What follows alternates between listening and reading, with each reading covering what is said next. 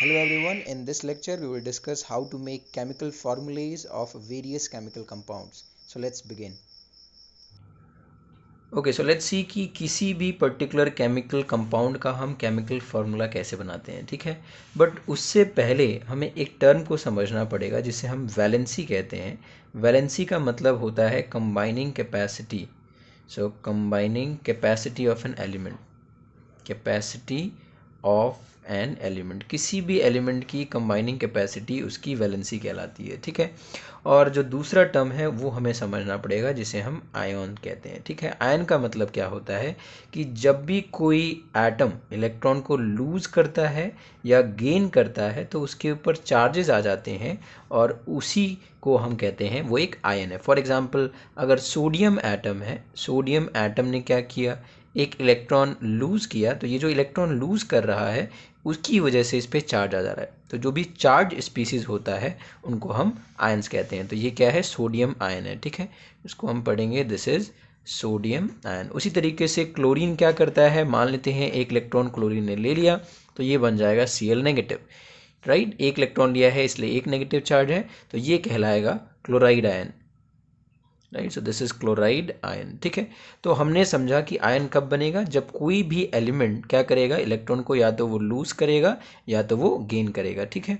और वैलेंसी का मतलब होता है कितने नंबर ऑफ इलेक्ट्रॉन्स को वो गेन कर सकता है या लूज कर सकता है, ठीक है। गेन और लूज, और उसी को कंबाइनिंग कैपेसिटी कही जाती है या वैलेंसी कही जाती है, राइट। सो अगर हमें आयन और वैलेंसी का कॉन्सेप्ट पता है तो हमें केमिकल फार्मूला बनाने में कोई प्रॉब्लम नहीं आएगी, ठीक है। सो लेट्स सी कि हमारे पास कुछ एलिमेंट्स होंगे जिन पे क्या क्या चार्जेस आ सकते हैं, ठीक है, जब वो आयंस में कन्वर्ट होते हैं। फॉर एग्जांपल, अगर मैं सोडियम की बात करूं, पोटेशियम, लेट्स से हाइड्रोजन, ठीक है, इन तीनों का जो चार्ज होगा दैट इज +1, ठीक है। इन तीनों पे जो चार्ज होगा दैट इज +1। उसी तरीके से beryllium, magnesium and then calcium, इन पे जो चार्ज हो जाएगा वो हो जाएगा +2।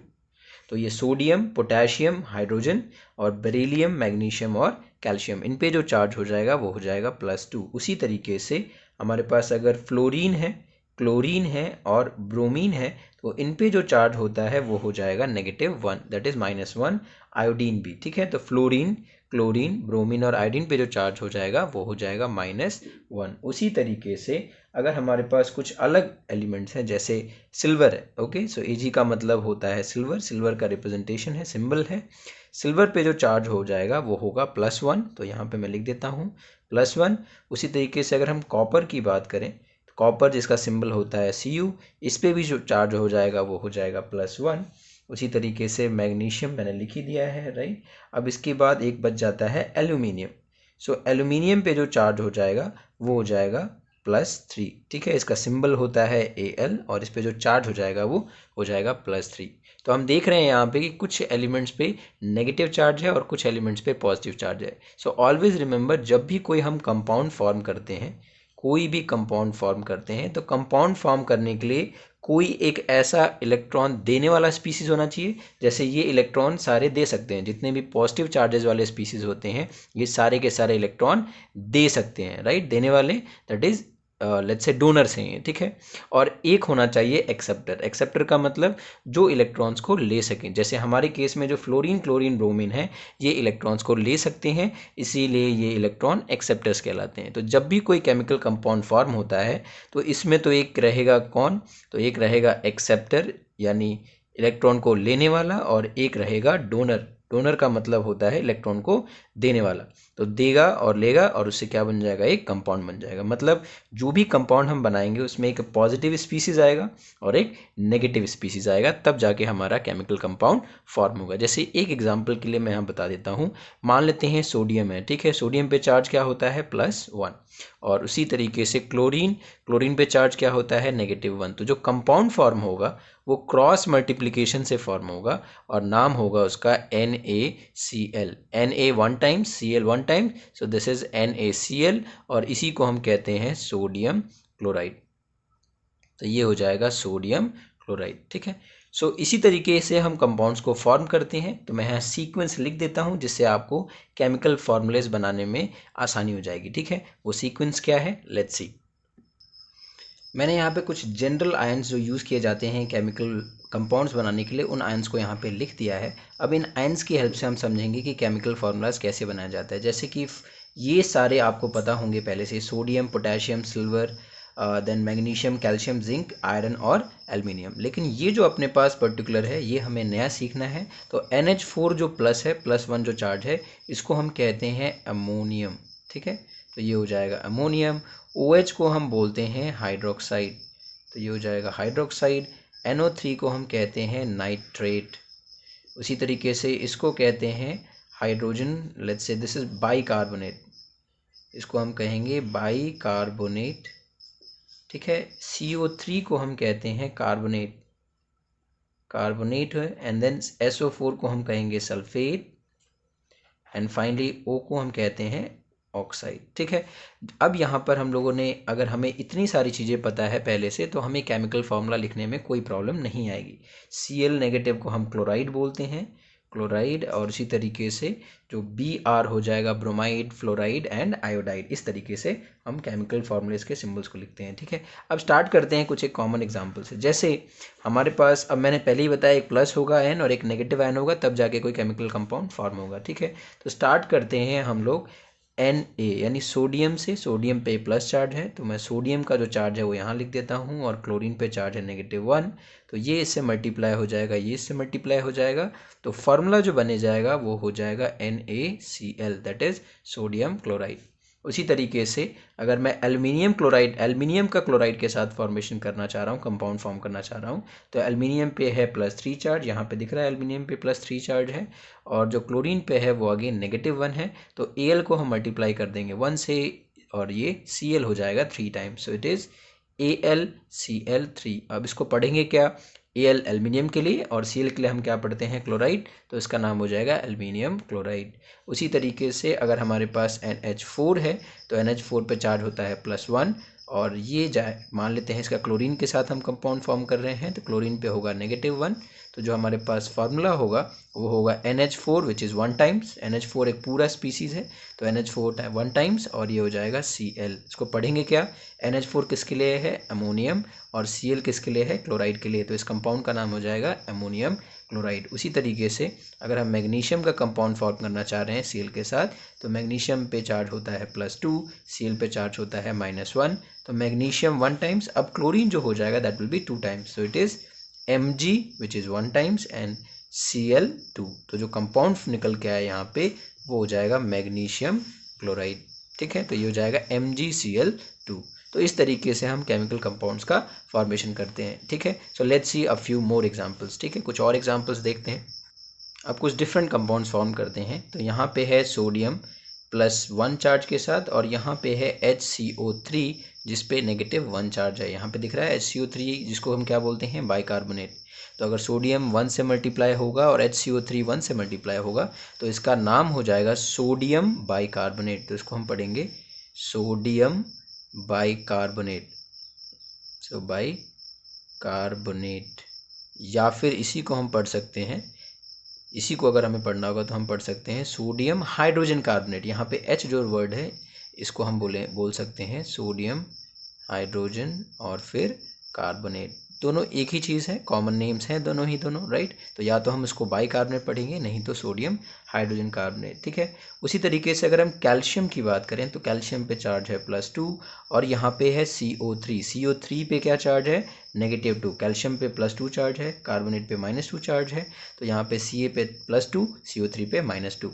नाउ अगर ये नंबर्स फर्दर सिंप्लीफाई हो सकते हैं, फॉर एग्जांपल 2 1 जा 2 एंड दिस इज 2 1 जा 2, अगर ये सिंप्लीफाई हो सकते हैं तो हम इनको कैंसिल आउट कर देते हैं, सिंप्लीफाई कर देते हैं, और फिर नए वाले अपने पास नंबर से मल्टीप्लाई करेंगे।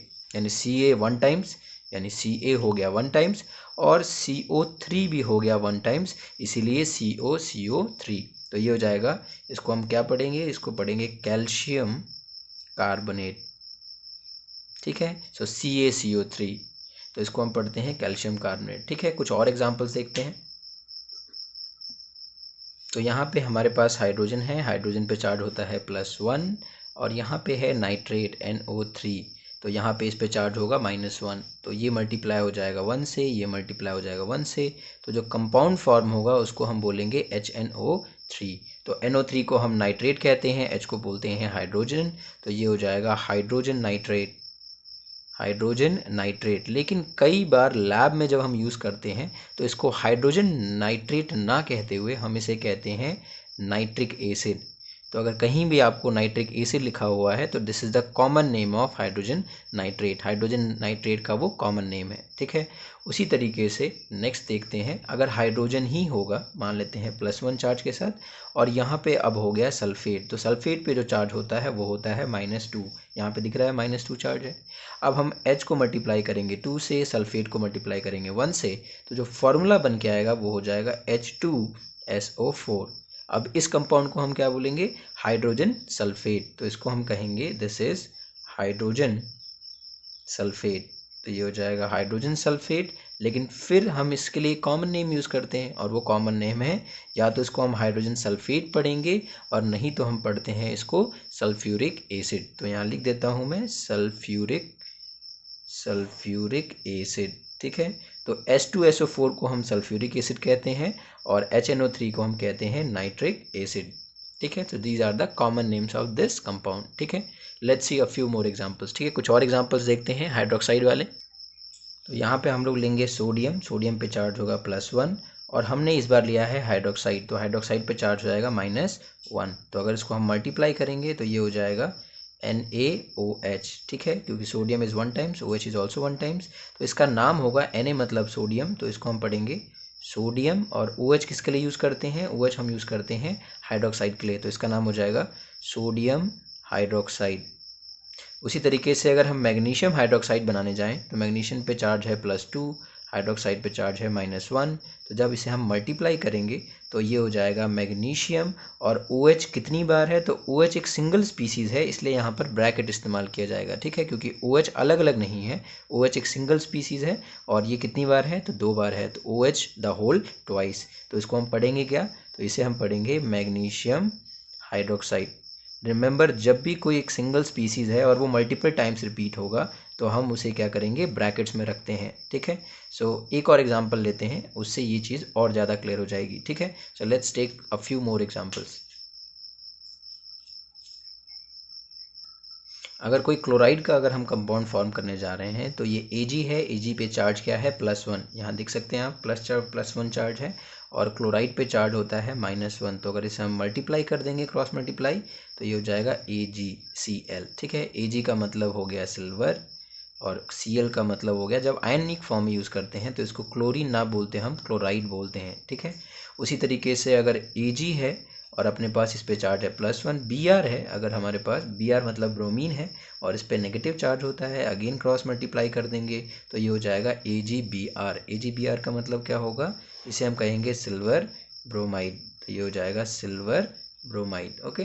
सो this is how we make chemical formulae, ठीक है। Let's see a few more examples, okay.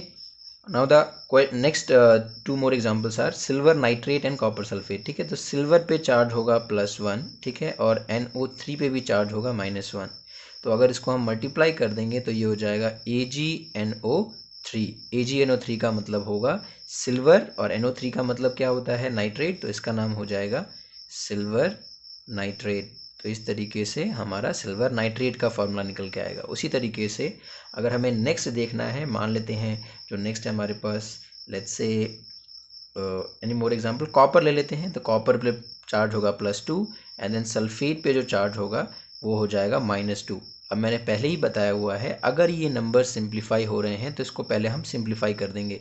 तो सिंप्लीफाई जब करेंगे तो 2 1 2 2 1 2, राइट, और Cu मल्टीप्लाई हो जाएगा 1 से, सल्फेट मल्टीप्लाई हो जाएगा 1 से, तो ये जो फॉर्मूला निकल के आएगा वो निकल के आएगा CuSO4। इसको पढ़ते क्या है, इसको हम पढ़ते हैं कॉपर सल्फेट, तो ये हो जाएगा कॉपर सल्फेट, ओके। सो इस तरीके से हम फार्मूलाज को बनाते हैं, ठीक है। सो आई होप कि आपको समझ में आया होगा कि केमिकल फार्मूलाज को बनाया कैसे जाता है। ऑलवेज रिमेंबर कि यहाँ पर एक स्पीसीज़ हमारा पॉजिटिवली चार्ज होगा और एक स्पीसीज़ या आयन जो होगा वो नेगेटिवली चार्ज होगा। तो जो कंपाउंड फॉर्म होगा उसमें एक देने वाला होता है और एक लेने वाला होता है, ठीक है। तो इस तरीके से हम केमिकल कंपाउंड्स बनाते हैं और ये जो मैंने अभी तरीका बताया आपको, इस तरीके से केमिकल फार्मूलेज बनाया जाता है, okay. So see you guys in the next lecture. Till then, keep learning.